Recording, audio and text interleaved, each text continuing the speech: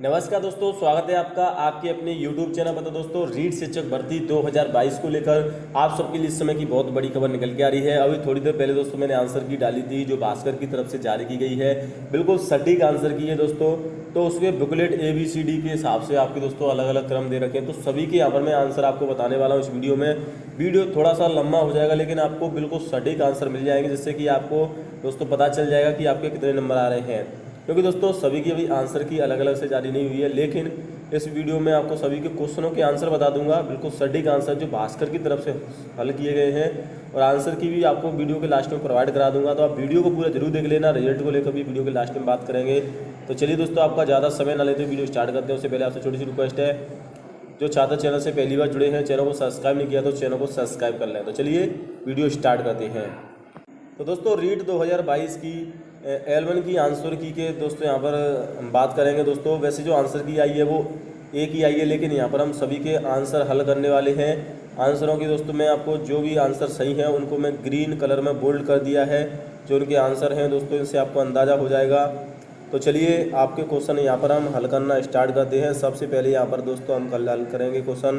पहला क्वेश्चन है ये दोस्तों, ए आपकी बुकलेट है, लेकिन आपके क्वेश्चन आगे पीछे हो सकते हैं, लेकिन आंसर दोस्तों एक ही रहेंगे। निम्नलिखित में से कौन सा कथन असत्य है? यह समझना जरूरी नहीं है कि प्रत्येक बच्चा अद्वितीय है। बच्चा एक एकीकृत पूर्ण रूप से विकसित होता है। विकास के एक पहलू में किसी समस्या के दूसरों को प्राप्त करने की संभावना होती है। विकास एक अनुमानकृत क्रिया है। तो इसका जो राइट आंसर हो जाएगा असत्य कौन सा है? तो केवल ए है। यह समझना जरूरी नहीं है कि प्रत्येक बच्चा अद्वितीय है। अब यहाँ पर एक क्वेश्चन और दे रखा है दोस्तों, ये इंग्लिश में है और हिंदी में, दोनों के इसके आंसर दे रखे हैं दोस्तों। तब होता है या होती है जब परिपक्वता और अनुभव के कारण मनुष्य में क्रमबद्ध और प्रगतिशील परिवर्तन होते हैं। तो इसका राइट आंसर हो जाएगा विकास। इसमें फिलिंग द ब्लैंक्स बनना था आपको और छांटना था दोस्तों। क्वेश्चन नंबर तीसरा है, निम्नलिखित में से बचपन की विशेषता नहीं है। जी हाँ दोस्तों, बचपन की विशेषता पूछी है, तो बचपन की विशेषता नहीं है अनुकरणीय आयु। चलिए नेक्स्ट क्वेश्चन है, प्रकृति और पोषण विवाद निम्नलिखित में से किससे संबंधित है? आनुवंशिक वातावरण से संबंधित है दोस्तों। IQ of talent child age, तो यानी कि प्रतिभाशाली बालक की बुद्धि लब्धि कितनी होती है? 140 होती है दोस्तों। और स्कूलों में व्यक्तिगत विद्यताओं को ध्यान में रखना चाहिए, क्योंकि समझने के लिए छात्र सीखने में और समर्थ और असमर्थ क्यों हो रहे हैं। अब चलिए दोस्तों नेक्स्ट क्वेश्चन है, 16 वर्ष आयु का बच्चा बुद्धि लब्धि परीक्षण में 75 अंक प्राप्त करता है, उसकी मानसिक आयु वर्ष होगी। तो इसका राइट आंसर क्या हो जाएगा दोस्तों? इसका राइट आंसर हो जाएगा आपका 12। जी हाँ दोस्तों, 12 इसका राइट आंसर हो जाएगा। चलिए नेक्स्ट क्वेश्चन है, प्रत्येक व्यक्ति का कार्य निश्चित योग्यताओं का प्रतिबिंब होता है। किसी विशेष कार्य को करने में व्यक्ति अपनी समस्त मानसिक योग्यताओं को कुछ और प्रतिदर्श के रूप में चुनाव कर लेता है। यह सिद्धांत किसने दिया था? थॉमसन ने दिया था दोस्तों। चलिए नेक्स्ट क्वेश्चन है, निम्न में से कौन सी व्यक्तिगत मापन की प्रक्षेपी विधि है? तो कथानक संप्रत्यक्षण परीक्षण, ये दोस्तों विधि है, प्रक्षेप विधि है। क्वेश्चन नंबर 10 है, सृजनात्मक मुख्यतः किससे संबंधित है? अपसारी चिंतन से संबंधित है दोस्तों। निम्नलिखित में से कौन सी स्थिति समायोजन को बढ़ावा देती है? विक्षिप्त भय और चिंता से मुक्ति। चलिए नेक्स्ट क्वेश्चन है आपका, प्रतिभाशाली बालक के लक्षण क्या है? तो प्रतिभाशाली बालक के लक्षण है पहला और दूसरा। इसका राइट आंसर है पहला दूसरा। ऑप्शन आपके आगे पीछे हो सकते हैं बुकलेट के हिसाब से। तो पहला होगा दोस्तों अभिव्यक्ति में नव्यता और दूसरा होगा जिज्ञासा। तीसरा क्वेश्चन है दोस्तों आपका, नेक्स्ट क्वेश्चन है आपको पूछेगा, बुद्धि लब्धि के लिए निम्नलिखित फार्मूला किसने दिया था? बुद्धि लब्धि बराबर आंशिक आयु बटे कालाक्रमणिक आयु इंटू 100, टर्मन ने दिया था। चलिए नेक्स्ट क्वेश्चन आपका यहाँ पर नेक्स्ट क्वेश्चन देख लेते हैं दोस्तों। तो क्वेश्चन है, रवि की बुद्धि परीक्षण इंगित करता है कि वह औसत से लेकर औसत से बुद्धिमत्ता श्रेणी में आता है। हालांकि पढ़ने, बर्तनी, सामाजिक विज्ञान और विज्ञान में उसके ग्रेड बहुत अच्छे हैं, उसकी गणित के ग्रेड काफ़ी अधिक हैं। रवि लेखन कौशल में अच्छा है और रवि में अधिक संभावना है। तो इसका जो राइट आंसर क्या हो जाएगा दोस्तों? ऑप्शन सी हो जाएगा, डिसलेक्सिया, पढ़ने से संबंधित विकृति। चलिए नेक्स्ट क्वेश्चन है आपका, सीखना व्यवहार में उत्तरोत्तर सामंजस्य की एक प्रक्रिया। यह कथन किसने शिक्षाविद के द्वारा दिया गया था? स्किनर के द्वारा दिया गया था। सीखने का जो सिद्धांत है दोस्तों व्यवहार का। चलिए नेक्स्ट क्वेश्चन है आपका दोस्तों, कक्षा 2 की छात्रा सृष्टि की अध्यापिका ने मूल गणित विषय के सवाल करवाए। अगले दिन उसने बाजार में सामान खरीदने के उपरांत दुकानदार द्वारा की गई योग्य की गलती की चिन्हित करके सही करवाया। वह यह अधिगम का कौन सा प्रकार है? तो सकारात्मक स्थानांतरण हो जाएगा इसका राइट आंसर।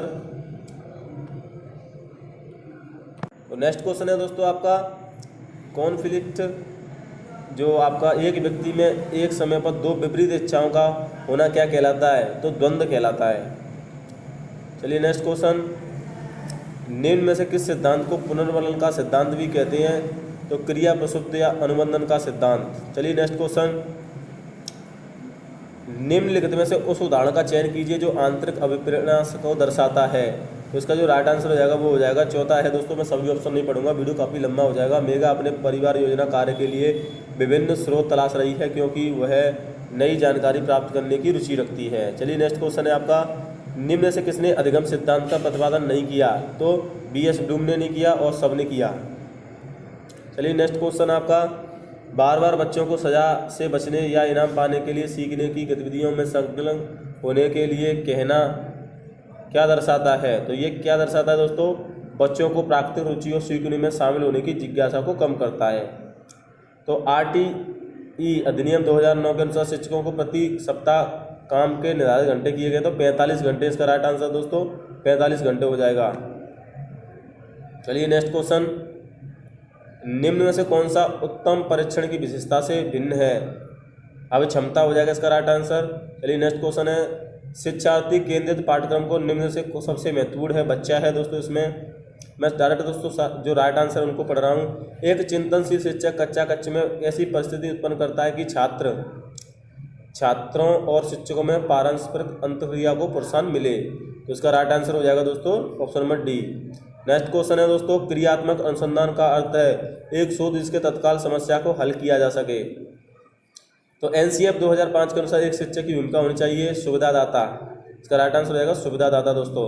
मूल्यांकन का उद्देश्य क्या होता है? तो उस सीमा तक प्रतिपुष्टि प्रदान करना जहां हम उत्पादनशील जीवन के लिए शिक्षा प्रदान करने में सफल रहें। तो ये इसका राइट आंसर हो जाएगा दोस्तों। नेक्स्ट क्वेश्चन, इसमें आपको दोस्तों मैच करना है फॉलोइंग प्रिंसिपल को, इसमें आपको मैच करना था दोस्तों। विकास के सिद्धांत हैं, सिद्धांत का वर्णन है, तो इसके आपको मैच करना था। तो इसमें आपका मैच में करके दिखा देता हूँ। तो पहले का दोस्तों यहाँ पर डी से मैच हो जाएगा, यानी कि समीप दूर विषुक्त दिशा शरीर के केंद्र से बाहर की ओर। और इसमें दोस्तों दूसरे का आपका ए हो जाएगा दोस्तों, और तीसरे का इसमें दोस्तों बी हो जाएगा, और चौथे का सी हो जाएगा। इस प्रकार से मिलान करना था, ये आपके मिलान के लिए आया था दोस्तों। चलिए नेक्स्ट क्वेश्चन, विकास खाली जगह की ओर बढ़ता है। तो विकास किससे किसकी ओर बढ़ता है दोस्तों? तो विकास आपका किससे किसकी ओर बढ़ता है? इसका राइट आंसर हो जाएगा विशिष्ट से सामान्य की ओर। इसका राइट आंसर क्या हो जाएगा? विशिष्ट से सामान्य की ओर। अब हिंदी के क्वेश्चन आ गए दोस्तों। किंडरगार्टन शिक्षण विधि से संबंध में सत्य कथन है, भाषा के व्याकरण और साहित्य की शिक्षा इस विधि से नहीं दी जा सकती है। तो ये दोस्तों कथन सत्य है इसके लिए। अब चलिए नेक्स्ट क्वेश्चन है, बेसिक शिक्षा प्रणाली में भाषा की ओर निम्नलिखित में से किस माध्यम में दी जा सकती है? तो इसका राइट आंसर क्या हो जाएगा? राइट आंसर हो जाएगा सामाजिक पर्यावरण से। नेक्स्ट क्वेश्चन है दोस्तों, भाषा शिक्षण के संदर्भ में व्यक्तित्व अनुदेशन प्रणाली का क्या सीमा है? तो इसका राइट आंसर है यह शिक्षण प्रणाली अधिक विद्यार्थियों को वाली बड़ी कक्षा में अध्यापन कराने के लिए उपयोगी है। इनमें से कौन सा परिवीक्षित अध्ययन उपागम का सोपान नहीं है? इसका राइट आंसर रहेगा विद्यार्थियों द्वारा स्वास्थ्य एवं शिक्षण द्वारा मार्गदर्शन। सर्वप्रथम सरल तथा समान आकृति के वर्णों को लिखवाना प्रारंभ कराएं। उल्लेखित बात किस स्तर के विद्यार्थियों हेतु कही गई है? प्राथमिक स्तर के लिए। भाषा कौशल में अभिव्यक्ति कौशल है, बोलना और सीखना। अनुलेख किस भाषा कौशल से संबंधित है? लेखन से है दोस्तों। रिकॉर्ड प्लेयर किस प्रकार की अधिगम सामग्री है? श्रव्य सामग्री है रिकॉर्ड प्लेयर दोस्तों, इसमें रिकॉर्ड करके आप आवाज़ को सुन सकते हो। भाषा प्रयोगशाला के अनुभाग में सम्मिलित नहीं है, तो विश्राम कक्ष। सस्वर वाचन का गुण है उचित ध्वनि। मौखिक मूल्यांकन के संबंध में उपयुक्त कथन है, मौखिक मूल्यांकनकर्ता निष्ठावान, सहनशील और विषय विशेषज्ञ होना चाहिए। मूल्यांकन उद्देश्यों की प्राप्ति की सीमा को निर्णय करने की प्रक्रिया है। परिभाषा यह किसने दी थी? माइकलिस। इसका राइट आंसर क्या हो जाएगा? माइकलिस। विद्यार्थियों को सीखने संबंधी कठिनाई को दूर करने हेतु करवाने वाला शिक्षण क्या कहलाता है दोस्तों? उपचारात्मक शिक्षण कहलाता है। सतत एवं व्यापक मूल्यांकन का दोष है। यह प्रणाली तभी लागू की जाती है जब विद्यार्थी शिक्षण अनुपात कम हो। उपलब्धि परीक्षण के निर्माण में कितने पदों का प्रयोग किया जाता है? 3 पदों का प्रयोग किया जाता है। ये आपका दोस्तों यहाँ पर गद्यांश दे रखा था। ये आपके संसद के क्वेश्चन आ गए हैं। सदैव में आपको जो व्याकरण के क्वेश्चन है, ये सदैव में आपको संधि विच्छेद करना था। सदा प्लस एव। निम्नलिखित से विश्व संधि का पर्यायवाची है गरल। विरोधी शब्द का विलोम पूछा है समर्थक। गद्यांश में प्रयुक्त मनोदशा शब्द से आशय है मन की दिशा। मनुष्य शब्द है जातिवाचक संज्ञा है मनुष्य। और नेक्स्ट ये 50 क्वेश्चन हो गए। अमूल्य का क्या अर्थ है? जिसका कोई मूल्य ना हो। निधियाँ शब्द एक वचन होगा तो निधि, निधियों का एक वचन क्या हो जाएगा? निधि। उन्हीं के कारण पृथ्वी मातृभूमि की संज्ञा प्राप्त करती है। वाक्य में कौन सा काल है? सामान्य वर्तमान है। भाव शब्द है पुल्लिंग है भाव। अचेतन शब्द का उपयुक्त अर्थ है निर्जीव है। अचेतन माने निर्जीव होता है दोस्तों। वाक्य के कितने अंग माने गए हैं? वाक्य के माने 2। रचना के आधार पर वाक्य का प्रकार संयुक्त वाक्य। 2 शब्दों को जोड़ने के लिए प्रयुक्त विराम चिन्ह क्या कहलाता है? योजक चिन्ह कहलाते हैं। डाक के 3 पात लोकोक्ति का अर्थ पूछा गया है, तो इसका अर्थ हो जाएगा सदा एक सी स्थिति बने रखना। बहुत लज्जित होना के अर्थ में उक्त मुहावरा है घड़ा पानी पड़ना। तो ये अब आपके संसद के क्वेश्चन आ गए दोस्तों, और ये आप देख सकते हैं दोस्तों। अब चलिए मैं संसद के बाद में हल करा दूंगा। और भी क्वेश्चन दे रखे हैं उनको मैं यहाँ पर हल करा देता हूँ, जो आपके लिए सबके लिए कॉमन है। क्योंकि किसी के पास हिंदी होता है, हिंदी तो आपकी कॉमन रहती है, इंग्लिश होती है दोस्तों, किसी के पास संसद रहती है। तो ये मैथ के क्वेश्चन आ गए दोस्तों आपसे। निम्न से कौन सी संख्या 420 का सही अभाज्य गुणनखंड है? तो 2 × 3 × 5 × 7 ये उसका राइट आंसर हो जाएगा, क्योंकि क्रम से दिखा है दोस्तों उसमें। और यहाँ पर नेक्स्ट क्वेश्चन है आपका एलसीएम पूछा गया है। किन्हीं 2 संख्याओं का लघुत्तम समापवर्त 60 है, इसके महत्तम समापवर्त 5 है। तो निम्न से इसका संख्या कौन सी होंगी? 15 20 हो जाएंगी। और भी यहाँ पर दोस्तों आपसे क्वेश्चन पूछे गए हैं। 4 आदमी एक काम को 20 दिन में पूरा करते हैं, तो 10 आदमी उसी काम को कितने दिन में पूरा करेंगे? 8 दिन में करेंगे दोस्तों। ये आपको 329 में एक वस्तु को बेचने पर एक डीलर को 6% की हानि हुई, तो वस्तु का क्रय मूल्य पूछा गया है 350 रुपये। इसका राइट आंसर हो जाएगा। 3 संख्याओं का औसत 40 है, यदि उसमें 2 संख्या का औसत 38 है, तो तीसरी संख्या क्या होगी? 44 होगी। इस प्रकार से आपसे क्वेश्चन पूछेगा। 3000 रुपये पर 2% के लिए 2 वर्ष के लिए 11% की वार्षिक साधारण ब्याज दर से धनराशि यानी कि मूलधन पूछा गया है। इसमें आपका ये आपको बताना है दोस्तों। 2100 रुपये मूलधन एवं 8% वार्षिक दर से 2 वर्ष एवं 3 वर्ष का साधारण ब्याज का अंतर क्या होगा? 168 रुपये। ये बहुत ईजी क्वेश्चन आपसे पूछे गए। एक साइकिल 1800 रुपये में खरीदकर 12% लाभ पर बेचेगी, तो उसका विक्रय मूल्य क्या होगा? ये आपको निकालना होगा दोस्तों। मैं सिर्फ आंसर बता रहा हूँ, इसमें सभी क्वेश्चन हल नहीं करा रहा हूँ। तो ये दोस्तों आपकी मैथ के। इसके बाद हम आ जाते हैं दोस्तों जीके पर, जो जीके आपके लिए बहुत ज़रूरी है दोस्तों। पर्यावरण अध्ययन भी बोलते हैं। ये लेवल फर्स्ट का पेपर मैं हल करा रहा हूँ पूरा बिल्कुल सटीक। ये कुछ आपसे दोस्तों शिक्षण विधियों के क्वेश्चन आए हैं, जो गणित की शिक्षण विधियाँ हैं उनमें से पूछे गए हैं। गणित में स्लाइड रूल का उपयोग होता है, गुणन विभाजन के लिए होता है दोस्तों। और निम्न से कौन सा कथन गणित की प्रकृति से संबंधित नहीं है? गणित में सामान्य विमान का क्षेत्र सीमित है।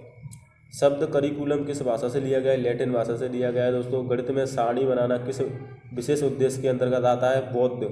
तो ये आपसे दोस्तों 10,20,305 का सही अंक के रूप में पूछा गया। बहुत ईजी क्वेश्चन है, आप आराम से कर सकते हो। 2, 5, 7 और 8 का उपयोग करते हो सबसे बड़ी एवं छोटी संख्या बनानी है आपको। 5 हो जाएगा इसका राइट आंसर। और यहाँ पर दोस्तों मैं आपको 1 से 30 के बीच कितनी अभाज्य संख्या आती है? 10 आती हैं। अब चलिए आ जाते हैं पर्यावरण अध्ययन पर। पर्यावरण अध्ययन के क्वेश्चन हल करेंगे दोस्तों। राजस्थान में कौन से लोक देवता का संबंध लाचा गुजरी से प्रार्थना से है? तेजाजी का है। लाचा गुजरी की जो गाय थी उनका बचाव किया था उनका। अब चलिए नेक्स्ट क्वेश्चन। सड़क मार्ग यातायात के साधनों के सही समूह को चुनिए। बस, ट्रक, ई रिक्शा। इसका राइट आंसर हो जाएगा दोस्तों।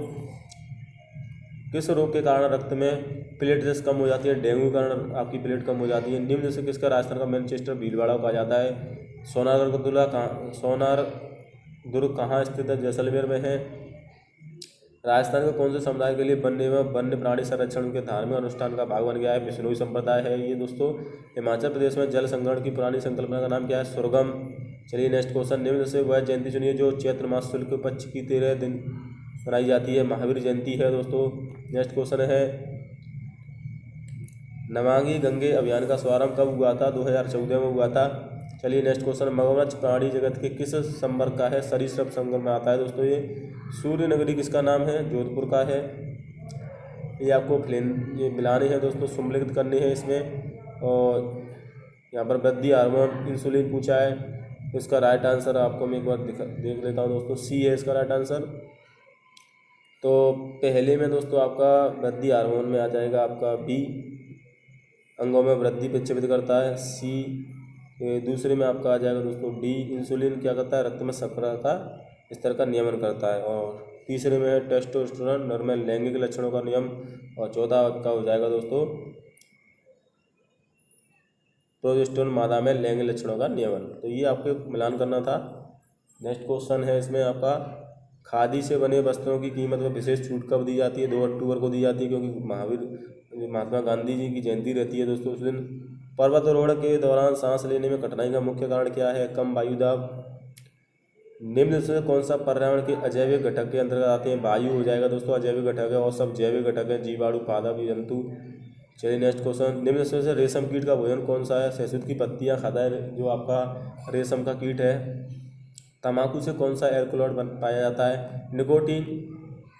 रेबीज रोग का कारक क्या है? वायरस है दोस्तों रेबीज का, और रेप्टो वायरस के द्वारा होता है। निम्न से कौन सा जल प्रदूषण का मानवीय स्रोत नहीं है? तो हाइमिस पदार्थ नहीं है, ये मानव द्वारा प्रदत्त चीज़ नहीं है। जंतु से प्राप्त रेशे का उदाहरण क्या है? रेशम कीट है। जो जंतु है रेशम कीट है वो एक तरह से जंतु ही होता है। मूल्यांकन का मुख्य उद्देश्य क्या होता है दोस्तों? अधिगम्यता की उपलब्धि में सुधार लाना। रबी की फसल का उदाहरण है तो अलसी है, बाकी सोयाबीन, मक्का, मूंगफली है आपकी खरीफ की फसल है। रबी की फसल का अलसी दोस्तों रबी की फसल है। बाल केंद्रित शिक्षा में कौन सा तत्व नहीं आता है? निष्क्रियता। 144वां क्वेश्चन आ जाते हैं दोस्तों यहाँ पर, प्राचीन काल में संदेशों का संचार कौन से माध्यम से होता था? हरकारे। नेक्स्ट क्वेश्चन है, द्रव्य और श्रव्य शिक्षण पदगम सामग्री का उदाहरण है टेलीविज़न। इसको आप सुन भी सकते हो, देख भी सकते हो। आपके पिताजी के साले की माँ का क्या रिश्ता है? नानी लगेंगी दोस्तों। और फूलडोल का मेला कहाँ लगता है? शाहपुरा भीलवाड़ा में लगता है। नेक्स्ट क्वेश्चन, निम्न से कौन सा सूर्य का निकटतम ग्रह है? बुध। नीचे दिया गया यातायात संकेत है वो किसको इंगित करता है? पैदल पार पथ यानी जोबरा क्रॉसिंग भी बोलते हैं इसे। हमारा राष्ट्रीय पंचांग क्या है? राष्ट्रीय शक। तो ये आपके क्वेश्चन थे दोस्तों, आपने मिलान कर लिए होंगे। आपके कितने नंबर आ रहे हैं कमेंट करके बताना। रिजल्ट सितंबर के लास्ट तक आएगा। जय हिंद, वंदे मातरम।